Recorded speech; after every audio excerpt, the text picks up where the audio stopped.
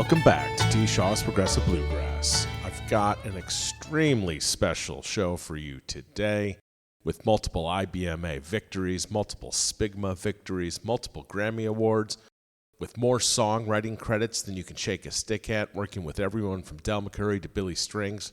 I have what is arguably one of the biggest living legends in bluegrass today, Jon Weisberger. For those of you that know, you know, and for those of you who are not familiar with him, you're about to be.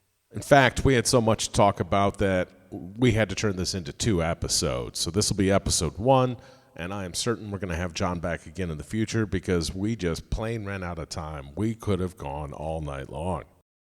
So now I'm going to stop wasting time, and let's get to my conversation with Jon Weisberger. Today we have Jon Weisberger. Thank you so much for joining us today. Jon, how are you doing? I'm doing well, thanks, Trevor, and thanks for having me. I've been looking forward to doing this. Fantastic. Well, I have always considered you a legend of the bluegrass scene. Just kind of want to learn what's your origin. Everybody's got a different Yeah. introduction to bluegrass. How did you initially get involved as a fan or otherwise with bluegrass? Well, as a fan, I would say I was born in 1952.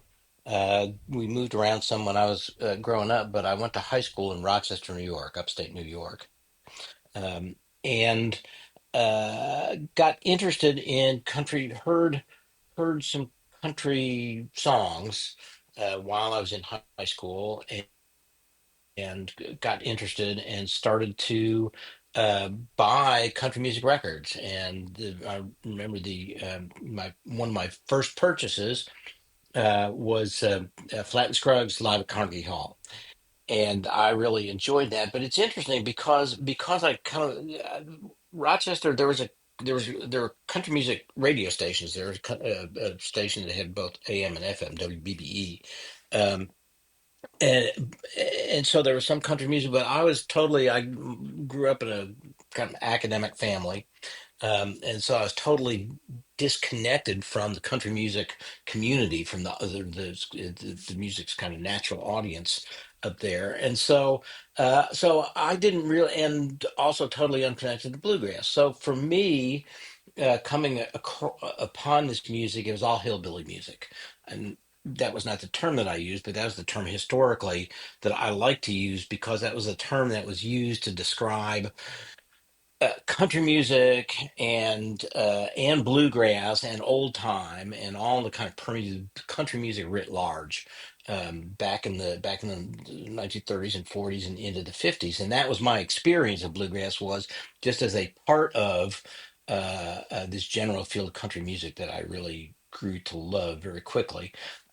So that was my introduction. I remember having a this Flat Scruggs album, Stanley Brothers collection on Mercury. I think that it was called Hard Times. And had some great Stanley Brothers stuff there.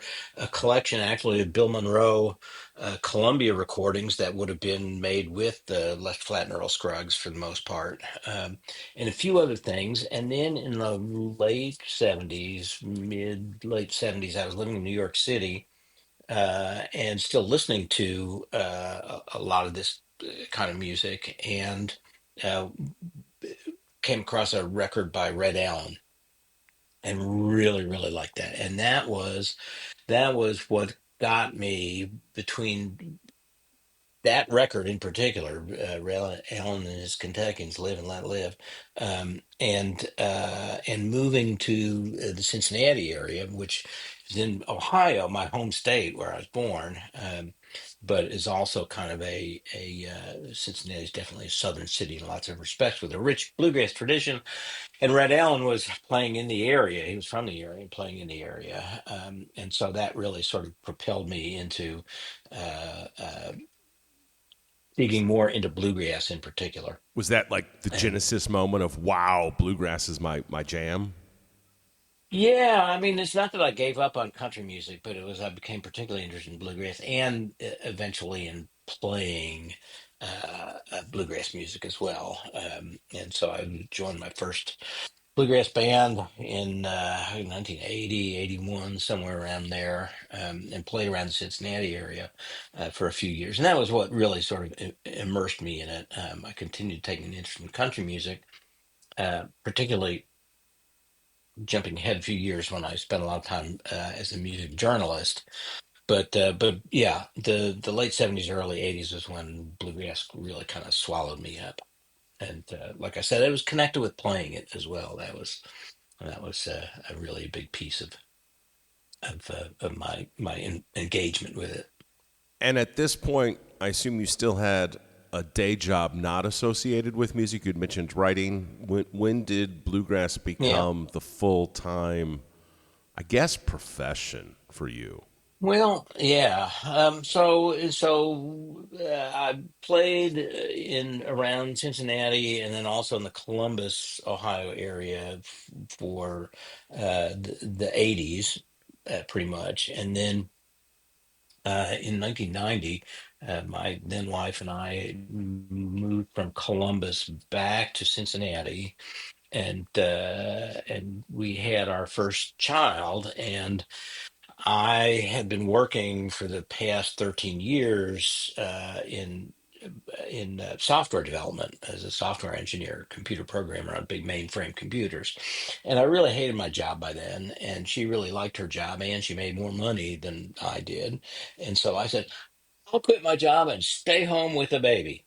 And I did. And then we had a second son in 1993. And so I was a stay-at-home parent. That was my day job for all of the '90s. And that was when I started to play bluegrass seriously. First, well, not seriously, more seriously, and more frequently. I got to the point throughout the nights where I was playing 4, 5, 6 nights a week in places around the Cincinnati area, mostly a few festivals here and there. But that's when started writing songs and my first recordings.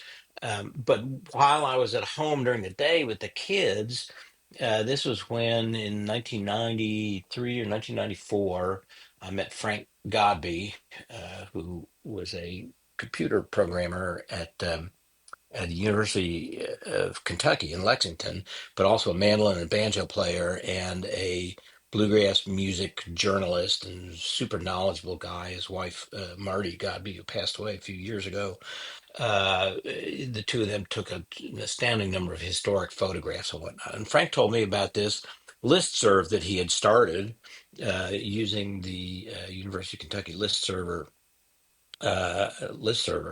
and I signed on to that. And so, and this was at the time there were a few hundred subscribers, maybe, and a lot of them were involved in the industry in one way or another. Ken Irwin from Rounder Records was on Was there, and this via newsletter? I mean, was this kind of before the internet was a big thing? No.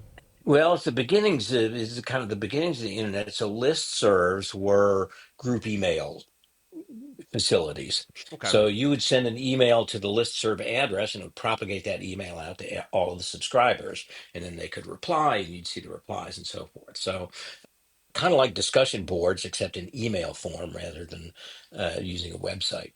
So if you had a few hundred people on this email, Yeah. mass email, it Yeah. was it was hundreds of emails, I would imagine, or potentially. It was, yeah, yeah. I mean, it got pretty busy at times, but a lot of people are just lurkers too. I mean, there were a couple dozen really active people, and I was one of them because I had all this time on my hands. I was at home with the kids, and they took naps and whatnot. So I was able and I would write about records I heard, write about shows I went to. I had a band going, but I was in a band by that point called Union Springs, along with the great mandolin player and singer Dwight McCall, who wound up working with J.D. Crowe for a number of years. But so we had that band going, and there was just a lot of chit chatting back and forth, and in the around 1995, I think it was, which was the 25th anniversary of the founding of Rounder Records. Ken Irwin reached out to me and said, "Hey, Bluegrass Now magazine, which was published out of Missouri, in the 90s, is doing a story on the 25th anniversary. You seem like a guy who can do a good job of writing and knows a lot. Would you be interested in writing this article? And I said, sure. And so I did. And around the same time, I got approached about writing record reviews for Bluegrass Unlimited, and so between the two of these publications, I started writing about bluegrass, and that sort of blossomed into a journalism career where I was writing, especially a lot of liner notes. I wrote a lot. I wrote between 1997 or 98 when I wrote my first liner notes, and over the next 10 years, I wrote liner notes for like 140 albums or something like that. It was a lot. But so in this, and I was also playing music at the same time and writing Is articles. that a paying gig to do liner notes? Yes. Okay. Well, it was at the time. I mean, their liner notes are pretty much gone now. Very few projects incorporate liner notes anymore. I did actually uh, I won an IBMA award for liner notes of the year in I think 2001 for a John Duffy compilation, and then won 22 years later, the last year, I guess, was 2023. Um, Sam Bush and I won for writing liner notes for that Radio John, the album of John Hartford songs that he did. But that was on Smithsonian Folkways, which is one of the very few labels that still does liner notes. They've largely disappeared otherwise, except for kind of special collections. But back in the day, especially with Rounder Records, they had, CDs, and every CD had a booklet, and there were, anywhere from a few hundred to a few thousand words to be written. And Ken had the belief that liner notes were particularly valuable in terms of, bluegrass DJs, mostly they at the time at least they were serviced by record labels. So the record labels had mailing lists of hundreds of bluegrass DJs on all these little stations here and there, and they're all programming stuff, and they're all getting CDs, pretty regularly from Rounder, from Sugar Hill at the time, from Pinecastle Records once they started up, from Webco before that, from Rebel Records. There were a lot of releases coming out. And so Ken's theory was that aside from the sort of interest value that liner notes gave to a listener, who that they could be used to draw in DJs, particularly who have a big stack of CDs, and they're listening through to try and decide what they're gonna program, and anything that has liner notes that engage them, so they're reading for a longer period of time and listening to more of the music as they're doing so. That would kind of give those releases a leg up in broadcasting. So, wrote a lot of liner notes, wrote a lot of articles. I wrote the chat in 2000. Well, I guess I was in Nashville already. No, I think I was still in. Yeah, no, I was in Nashville, but I wrote the chapter on bluegrass for the Country Music Foundation's uh, uh, illustrated history of country music. So I did a lot of writing, won a couple of awards. I enjoyed doing the interviews. Doing the writing and transcribing interviews is a terrible job, and the writing became very stressful to me, honestly. Just kind of trying to figure out. I had no training, and the only way that I knew to write something, and this is still the case even today, was to get the first paragraph, and then everything else could kind of follow from that. But until I got that first paragraph, I was just a nervous wreck. Anyway, so that's so yeah, so that was so I was playing around Cincinnati and in this Union Springs band, going out and playing a few festivals around, but playing definitely more on a kind of semi-pro basis. But the writing took off pretty quickly, and became a real source of income. Well, Um, and something just slightly sidetracked. yeah. In previous episodes, I've always talked about the headquarters of bluegrass or progressive bluegrass. And of course, Bill Monroe and the Bluegrass Boys are from Kentucky originally. And Cincinnati's Hmm. right on the border of Kentucky. But is Cincinnati Yes. kind of an unknown bluegrass hotbed? I've never had it really come up in conversation before. Uh, Less unknown than it used to be. Um, but no, Cincinnati was a big, Southwest Ohio generally was a major area for bluegrass. The Osborne brothers came from there. Jimmy Martin spent key time up there. Jimmy Jesse spent key time up there. The Stanley brothers spent a lot of time up there. Ralph Stanley spent a lot of time up there. It was a major market for bluegrass music and a source of musicians. Um, it was a major people moving out of Kentucky. Starting with the Depression, but then accelerating with the war industry. Cincinnati was a big manufacturing town, with war industry and whatnot. You had this starting in the 30s and going into the 60s. Really, you had this mass migration of people out of Kentucky and Virginia and northern Alabama and Mississippi. I mean, kind of the Appalachia, Tennessee, Appalachia, and the upper South to the manufacturing and industrial urban centers, kind of on the not all the way up north so much, but on the periphery. So Washington D.C. And Baltimore had a huge bluegrass scene because of that, and Detroit did for a while, the Detroit area, and then also Cincinnati and Southwest Ohio.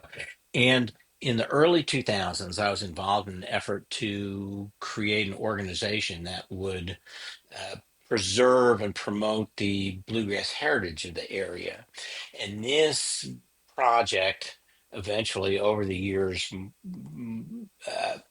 board helped to lay the groundwork for a project that came out a couple of 3 years ago called Industrial Bluegrass, or Industrial Strength Bluegrass, I guess they called it.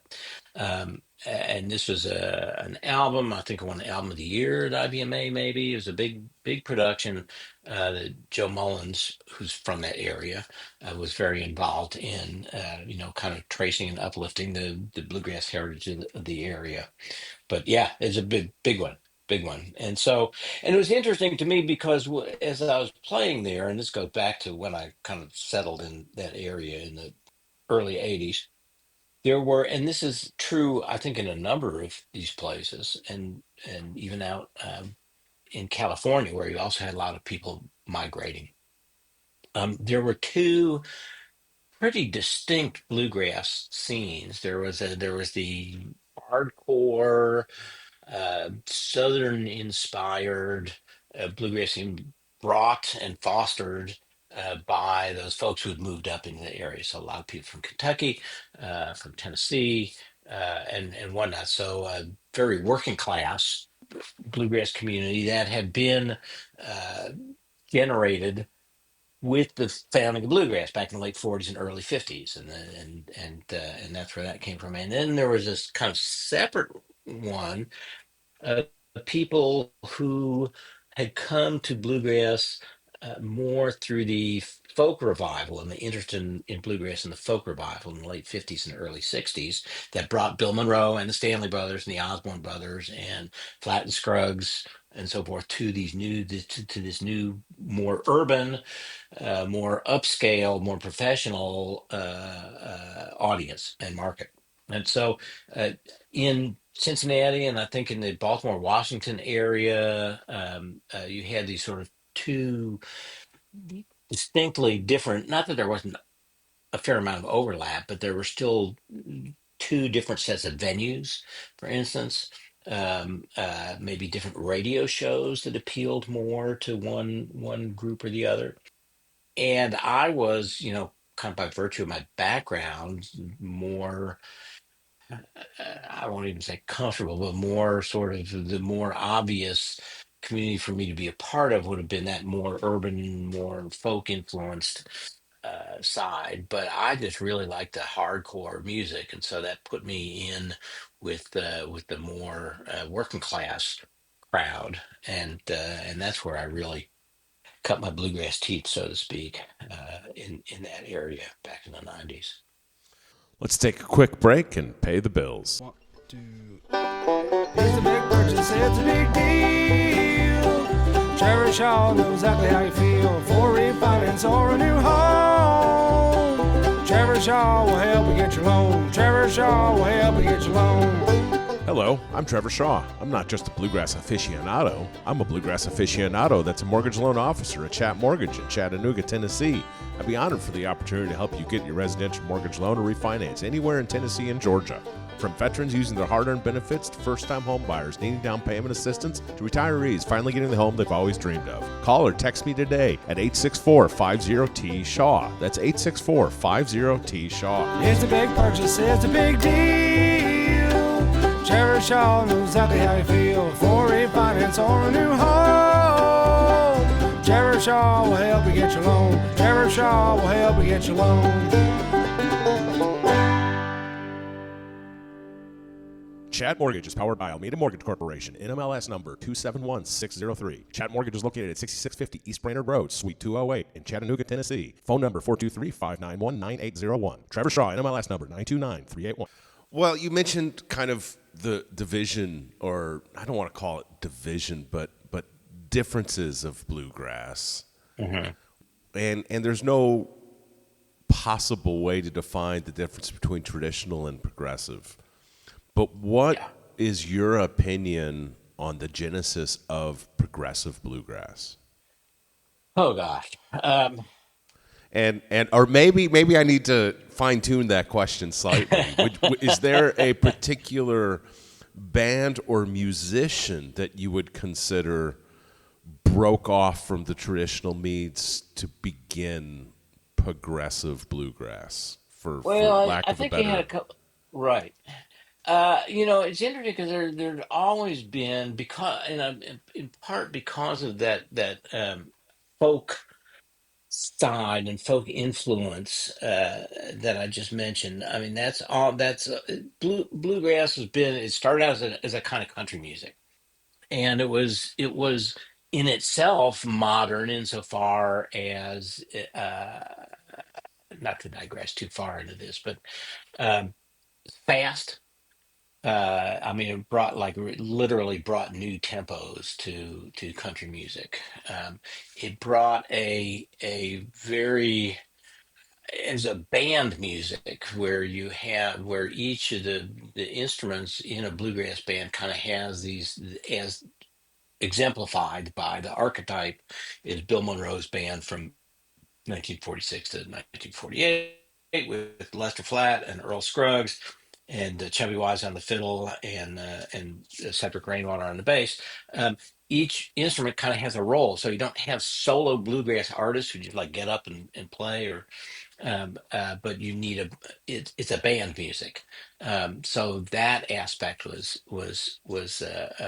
kind of unusual, and the way that the different instruments fit together is sort of like there's a great movie called High Lonesome that Rachel Liebling made in the mid '90s, I think it was, and she's kind of telling the backstory of bluegrass and how it came out, old time hillbilly music and blues and whatnot. And when she gets to this band, this Bluegrass Boys in 1946, she's got on the soundtrack. She's got, I think it's a Bluegrass Breakdown, which is a very fast banjo tune, and Bill Monroe and his Bluegrass Boys recorded.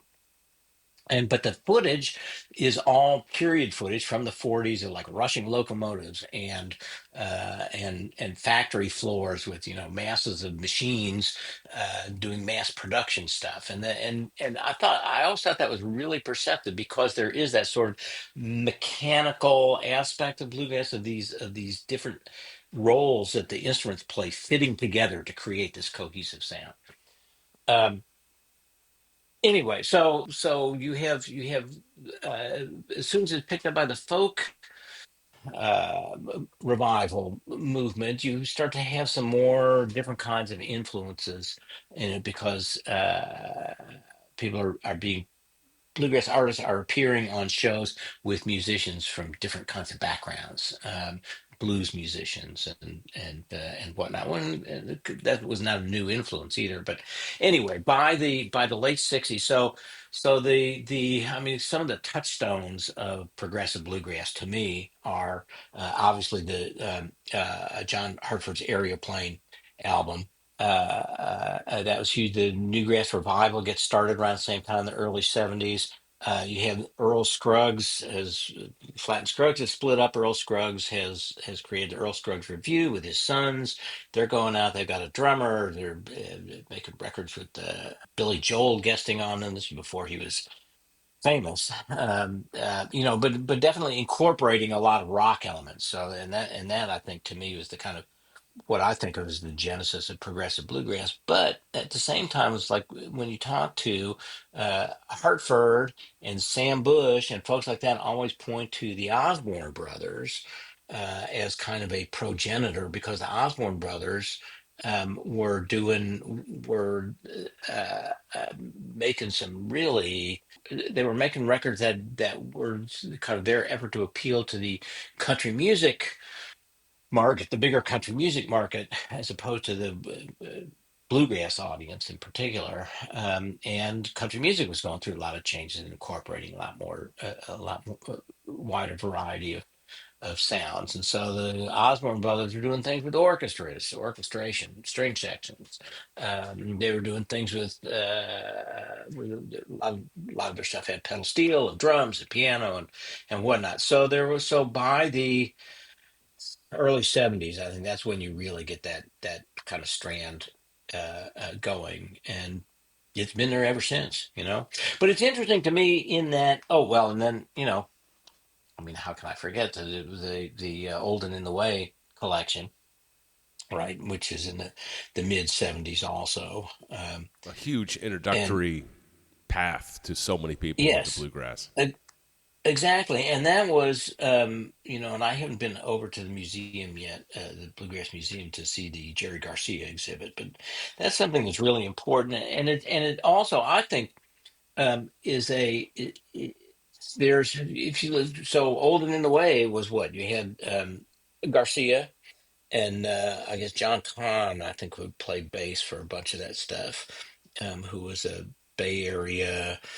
Gosh, I first came across his name in the Al Cooper, Stephen Stills, Al Cooper, Michael Bloomfield Super Sessions Live album. He played bass on that stuff. But anyway, so those guys from the roots influenced, but the from the rock scene at the time, and then you have Grisman, who started out playing with Red Allen that I mentioned earlier, and the New York Ramblers, and then um, came out of that traditional almost well second generation bluegrass scene anyhow, and then Sure. moved out to the Bay Area, and then Vassar Clements, who started out with Bill Monroe and Jim and Jesse, and was on seminal first generation records, and Peter Rowan, who had been a bluegrass boy in the mid '60s, and so you have this combination of, I mean, there's definitely a first generation influence on that, right? And Absolutely. that's sort of, and that is true. I mean, for a lot of the progressive bluegrass musicians that I know, they definitely have that kind of rootedness they all look to those first generation guys.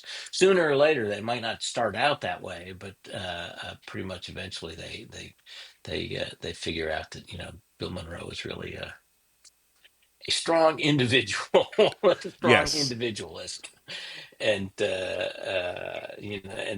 and that's something that I think a lot of people on the progressives I find admirable. He stuck to his guns and did it his way. Well, and we've known each other long enough. I obviously came into bluegrass on the progressive side and Yeah. didn't give traditional any time of day. But the more involved I've been, you can't help but get away from traditional bluegrass. Everything's built on that foundation, realistically. It Yeah, it really is, and as with you, so with other folks who Chris Pandolfi, has talked and written about how he was Bale Fleck and the Flecktones, I think, that actually first got him interested in the banjo. And I remember in 2000, a quick story, in 2005, I was touring in Europe with Chris and Sally Jones, me and Ned Luberecki, the banjo player who was played for a long time with Chris, and now is with Becky Buller.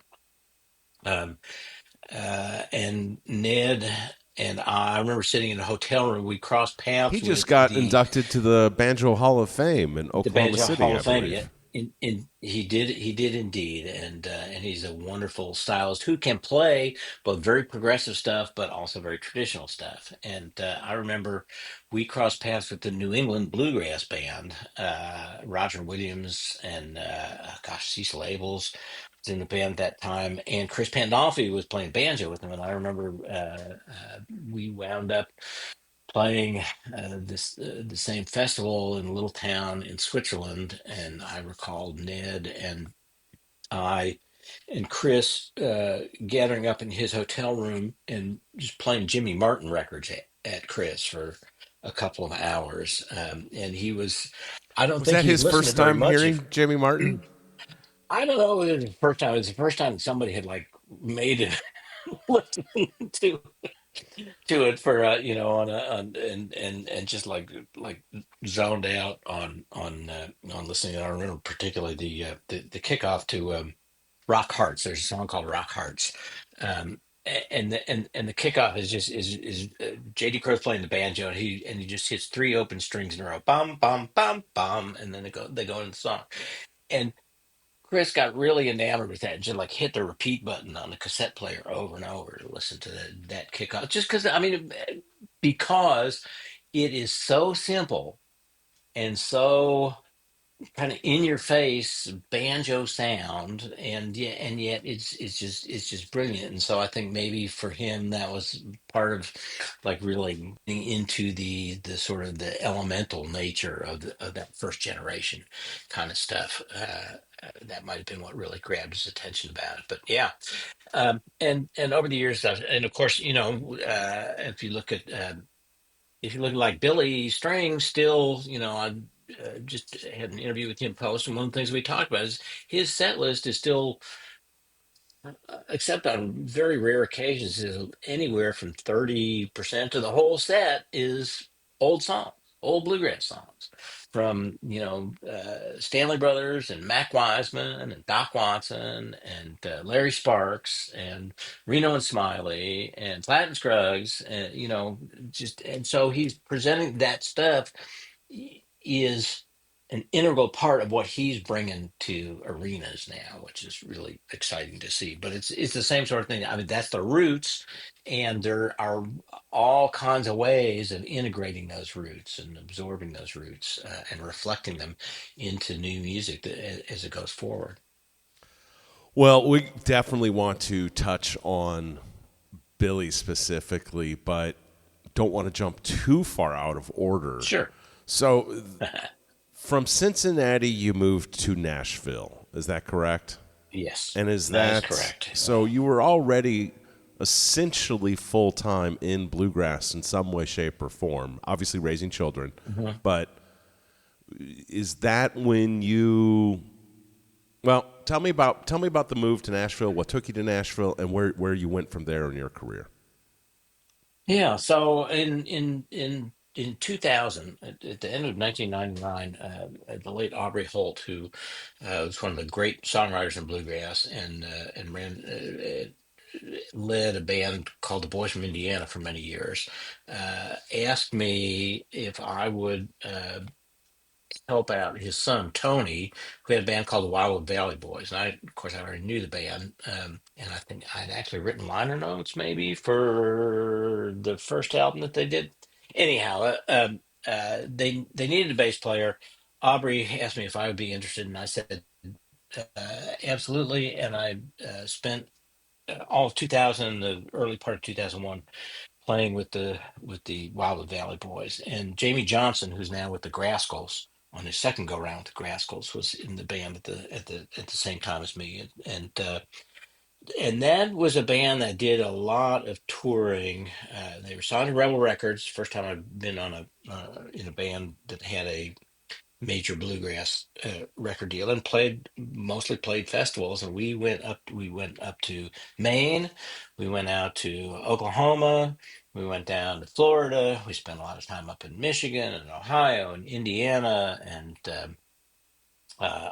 New York State, um, Pennsylvania. I mean, we were a tour at Kentucky, Tennessee. We were a touring bluegrass band, which basically, for most of the genre, even now, means weekend gigs. You leave out on Thursday, and you play someplace Friday, and then you go play someplace else on Saturday, and then maybe you go play someplace else on Sunday, and then you drive and get back home. So I played with them for about a year and a half, well, a little more than a year, and for various reasons, Jamie left the band to try and do his own thing in Nashville, and I kind of had some issues that made me leave the band around then. And I thought, well, all right, I'll just play around Cincinnati. I can play as much as I want, and that'll be fine. And it really wasn't. I wanted to see if I could make a career as a bluegrass musician. And playing local gigs, you can beat your brains out playing 7 nights a week and still barely make a living. And so that was so I determined that I needed to move to Nashville, um, and so I did. And when I did, Chris Jones hired me to play in his band, the Night Drivers. But the first couple of years, at least, we had. I think the first year we had 8 gigs, 10 gigs, something like that. It was actually kind of funny. I moved to Nashville right at the beginning of 2003. Chris had hired me into the band, but he then spent the next 6 months or so mostly on the road with the Chieftains, who had cut a kind of country influenced, country flavored album in Nashville, and we're touring on that. So I was in Nashville. I had this gig with Chris, but we weren't actually gigging very much. And that was when Stephen Mogen, who now has been playing guitar with Sam Bush for 15 years, something like that. He had moved to town right around the same time. I knew a lot of people already when I moved from having done all this writing and interviewing And what year was this again? 2003. Okay. 2003. So Steve and I actually started co-writing together at that time, and I started co-writing with other people as well, because we were not gigging very much. But so that was so yeah. So I moved to Nashville. I was still doing a lot of journalism stuff, to bring in a paycheck. I was playing with Chris Jones. I started writing songs. And it all added up to a living in bluegrass music, not just playing bluegrass music, but everything I did was bluegrass related, and that was very gratifying, and just kind of spun out of control from there. I might have to have you back again in the future. One of these days, I'm going to do an episode on bluegrass musicians' side hustles. It seems like, with the exception of probably what I can count on my hand, almost every bluegrass musician has at least one, if not several, side hustles to make ends meet. And it sounds Yeah, like you were yeah. the master of that at the time. I did a lot. I mean, I was and pretty. I would say the entire time that I was in Nashville, so for 17 years, I didn't make even 50% of my income from any one source. I played with Chris. I played in Roland White's band starting in 2004. Was still doing some writing for a while. I started writing songs and making some money from that. And in 2006, I think it was, I started working, uh, doing radio shows with Del McCurry. And so that was that was a steady gig. I did And that that was from Sirius 2006 until XM. 2018. Well, it started out on Sirius. It started out on Sirius because they merged in 2009 or 2010, and this was in 2006. So it was Sirius Satellite Radio, and we did the show on Sirius for a while. Then we took it off there. I say we. This was Dell's, management company was kind of working to make the radio show fulfill various purposes, and so they left Sirius X. They left Sirius. We were in terrestrial syndication for a few years. So at one point, the show was being distributed by the John Boyd Billy Network, which also distributes Cindy Baucom's Knee Deep in Bluegrass show now. We did that for a while. I distributed directly through AirPlay Direct for a couple of years, and then when after the merger, fairly shortly after the merger, if I remember right, went back on to Sirius XM on Bluegrass Junction, and I did that until 2018. So, but and you were exactly right that being the economically marginal uh, uh, enterprise that bluegrass music, particularly, I don't like to say traditional bluegrass because there's such a wide variety of styles. But I'll say so. I I've lately taken to using the phrase normative bluegrass. There's a bluegrass industry, and it's record labels and venues and festivals and radio shows and artists that can have this sort of direct lineage going back into the 60s and the rise of the bluegrass festival movement and all that kind of stuff.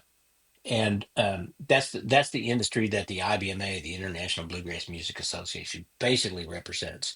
And then over the last 20 years or so, especially 25 years, there's been this whole other, the jamgrass industry, which is its own thing and is not historically, at least, has not been terribly connected to that normative field. Anyway, so this normative bluegrass scene, the IBMA bluegrass world, is kind of economically marginal, and so a lot of people have multiple revenue streams. They play in a band, and then they maybe do side recordings, and then they do radio, or they write, or they have song income, song royalties coming in, or a lot teach. Teaching is really a big thing. It's flexible. You can do it online now, especially, and you can kind of let your teaching schedule expand and contract according to how much time you need and how much time you have on your hands. I also want just as an asterisk to that. That's not the only reason why people have side hustles, because there's also the intrinsic interest in other things. I find people in a lot of bands that have been together for a long time, musicians find, not surprisingly to me, that not all of their creative interests and abilities can be fulfilled in a single band setting, and so they have side projects or solo careers or whatever that are all. There's also that creative interest that comes into play. And, we certainly witness that on a regular basis. I mean, you had mentioned Chris Pandolfi earlier. His full time job, I would say, is the infamous String Dusters, but he's Yeah, done Trad Plus, which is almost an electronica, psychedelic banjo sound. I mean, yeah. definitely not bluegrass by any means. So, yeah, we witness that on a regular basis. Yep. What about sessions? Were you ever employed as a session musician in your time in Nashville? I played a few sessions, but not very many. It's interesting. Nashville. Well, a couple of things going on. One that's interesting to me, and you find it even on the bluegrass scene. I think is that Nashville, certainly by the beginning of this century, there's a well entrenched distinction between road musicians and studio musicians. And so you find, if you've heard of the A Team, these guys that played on tens of thousands of records, in this. They played on everybody's records. And part of their genius was being able to change what they did to reflect the individual artists that they were backing, rather than just sort of have a generic sound. But um, there are musicians who are great at improvising, being in the moment. They're good traveling companions, and so what? And so they tend to work as sidemen in touring bands. Then there are other, that is not the same skill set as being able to walk into a studio, look at a chart, come up with some kind of signature lick for a song, be able to lay your part down, one or two passes, you're done. Being flexible, being able to take direction, being able and being quick, especially, coming up with the stuff that you want quickly. They're two. I mean, they're a lot of people have some skills in kind of both those broad categories, but a lot of people kind of specialize in one or the other. And the same, I think, is true, at least to some extent, in bluegrass as well. So there are a relatively small number of musicians who are scooping up a lot of the studio work, just because that's their thing. They're fast and they're good, and malleable. Interesting. So Fascinating anyway, that. all of which is saying, yeah. So I did not do many sessions. I recorded with Chris Jones, with him, made a couple of records with Roland, but I actually wound up doing more and a producer, and then of course as a songwriter. That's been was my main uh, participation in recording while I was in Nashville, rather than doing session work. You mentioned two subjects that I want to go into. I want to learn about Mountain Home Music Company and your production and other activities there, but I also really want to talk about your co-writing and your songwriting. You tell me which one we should start Sure. with. It doesn't really make any difference to me. I mean, they are kind of related in a way. So maybe I'll start the story of how I wound up at Mountain Home, and we'll see how it goes from there. Sounds good. Um, I was so in 2014, 2015. I was playing with Chris Jones, and we put out an album, self-released an album, and that was a lot of work. And so we were interested in looking for a record label, and wound up connecting with Mountain Home Music, which is based in Arden, North Carolina, it's a little bit south of Asheville. And started coming down to the studio to record and whatnot. And the company Mountain Home is actually one of several labels owned by an umbrella company called Crossroads Label Group. And some of the people who own that also own a music publishing company, Asheville Music Publishing. And in 2018, they asked me if I would like to join Asheville Music Publishing, both as a songwriter and as a partner in the company, with the goal of building up the bluegrass catalog there, by signing some other songwriters to co-publishing deals or outright exclusive publishing deals. And that sounded pretty good to me. There's a beautiful area, Western North Carolina is. And so my wife and I started to think about retiring here when she was done with work. And then a few months after that, they asked me if I would be interested in working for the label part time, doing A&R, which actually stands for artist and repertoire. It's the So old term. retiring didn't go Yeah. well. Well, not my retiring, her retiring. Okay. She But retired. she when we moved here, she did retire. But they sort of wrote me in by degrees, first with the involvement in the publishing, and so there's the songwriting piece, but then also increasingly working with the label, and the artist and repertoire job positions kind of goes back to uh, the earlier days in the record business, before producers became what they are today. And so A&R people worked directly for the label and helped connect, helped sign artists, work with artists, but also the repertoire part meant that they were helping to find songs. And so A&R people carried out some of the functions of producers, because producers typically these days, and a lot of producers are independent. They don't work for a label. They're freelancers, taking on various projects, and so producers are involved with booking studios and finding songs and working on arrangements and things like that. And those were all things that A&R people used to do before producers took on that role. So, and I think their idea was that as somebody who is a songwriter, and was working with songwriters in the publishing company, that I would be in a good position to uh, to do A&R work for them, and so I started doing that, and eventually they asked me to come on full time, and I said, well, geez, I'd have to quit the band to do that. Okay. Well, I mean, I had not thought much about hiring, or doing anything else but touring and doing all the things I've been doing. I quit doing the radio show with Dell when I started working on the publishing stuff. But other than that, my plan was to sort of keep doing this, that, and the other, and playing and traveling around with Chris Jones, and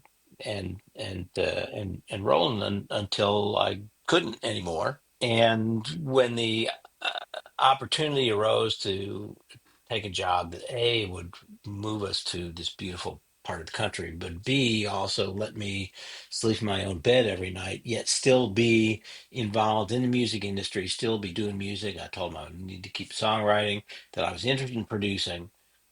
It just seemed to be a really, really great fit. So I moved down here, started working for the label.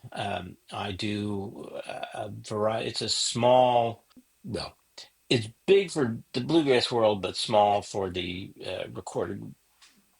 record business as a whole. We have an active roster of maybe 30 to 35 artists, plus catalog stuff from a bunch more. The label, uh, the various labels that make up the company's imprints go back to the 1990s. So there's a lot of catalog there, as well as, like I said, those current artists. That's Um, significant. it is. It's and that's spread out between bluegrass and kind of and related music and Southern gospel. But it's a lot. It keeps we have a lot to do in a fairly small staff. We have about a dozen people working there, including recording engineers. We've got a couple of studios that we own that we do most of our recording at.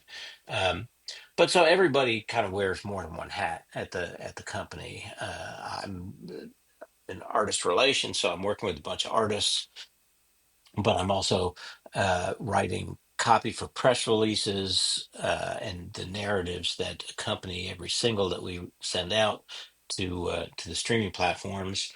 I'm helping to kind of do the day-to-day management of the company, producing records, occasionally playing on sessions, you know, going out to the warehouse and shipping CDs.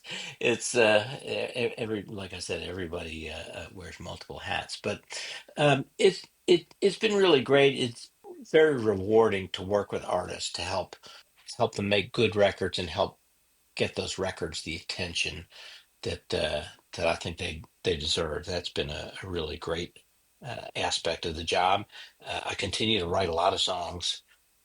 You mentioned the String Dusters, and we talked about Chris Pandolfi, but Travis Book lives in the same town here, and so he and I get together pretty regularly to write.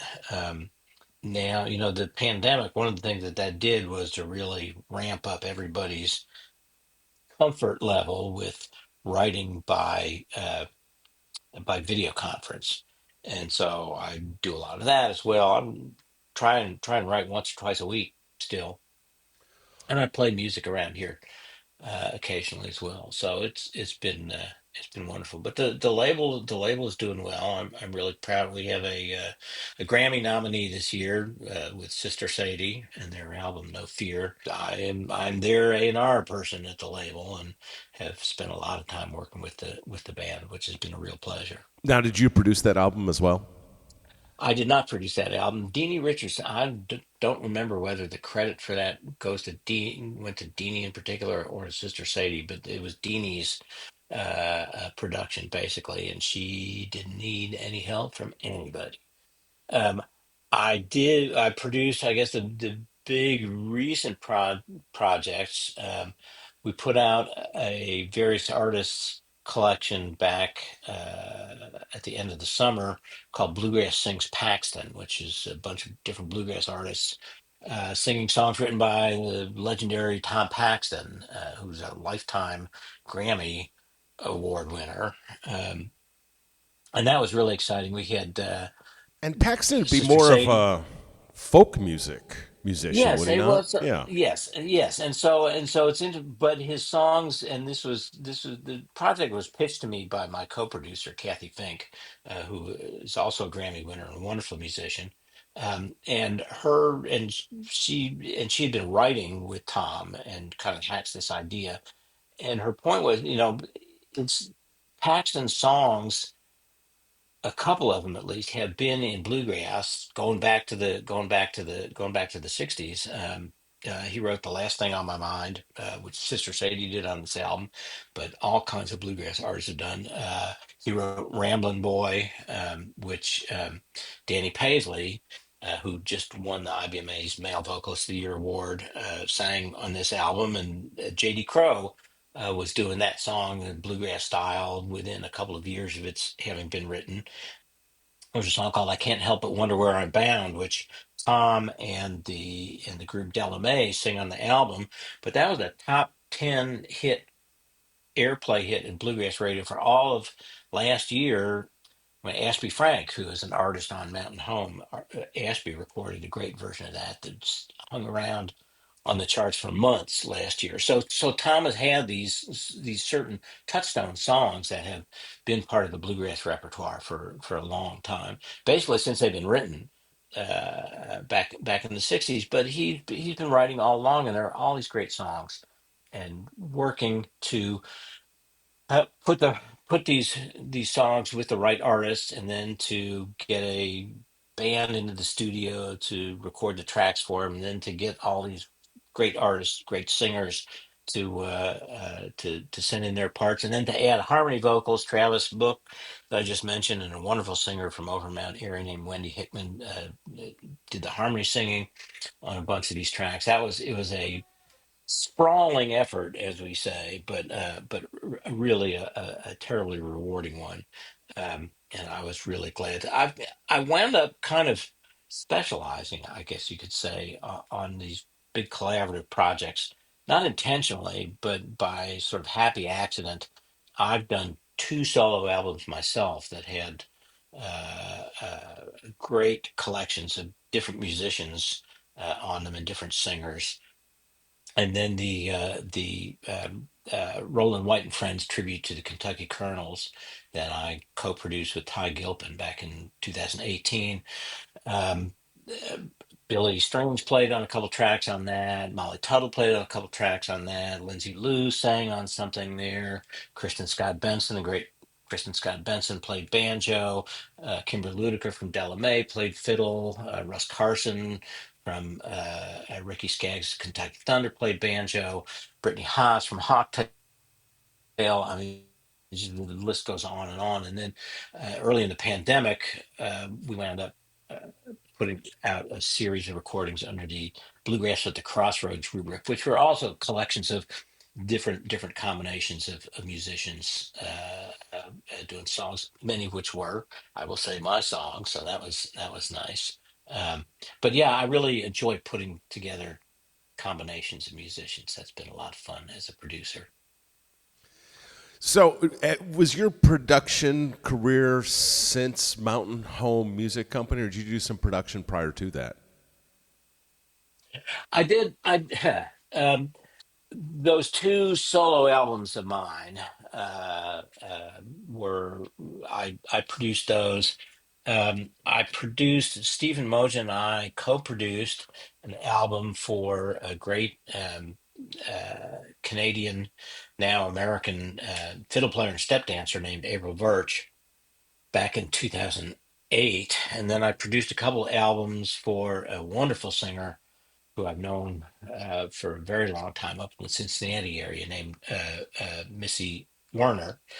So I had done a little bit of producing before, and the Roland White and Friends album came out on Mountain Home and was co-produced with Ty Gilpin from Mountain Home, and it was his idea originally, but I was not working at Mountain Home when I produced that for them.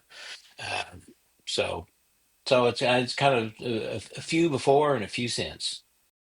One, two. It's a big purchase, it's a big deal.